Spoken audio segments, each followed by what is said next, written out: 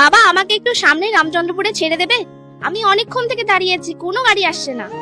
না বাবা, নিতে হবে না, আমাদের এমনিতেই অনেক দেরি হয়ে গেছে। দাঁড়া মা, আচ্ছা আপনি পিছনে ধরে বসুন। বাবা এই রাস্তা দিয়ে না, এই রাস্তা দিয়ে চলো। আমি তো প্রত্যেকবার এই রাস্তা দিয়েই যাই। কালী মন্দির এই রাস্তা দিয়ে তাড়াতাড়ি পৌঁছাবে। আচ্ছা ঠিক আছে। বাবা এখানেই দাঁড়াও। বাবা দেখলে, আমাদের গাড়িতেই চড়ে আসলো, কিন্তু একবার ধন্যবাদ টুকুও জানালো না। ভাই তোরা কোথায় আছিস? কেন, কি হয়েছে? ভাই তুই ডাউচার রাস্তা দিয়ে আসিস না, ওখানে খুবই মারামারি হচ্ছে আর গাড়িও ভাঙচুর হচ্ছে। কি?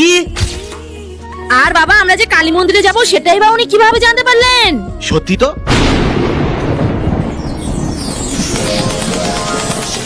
জয় মা কালী।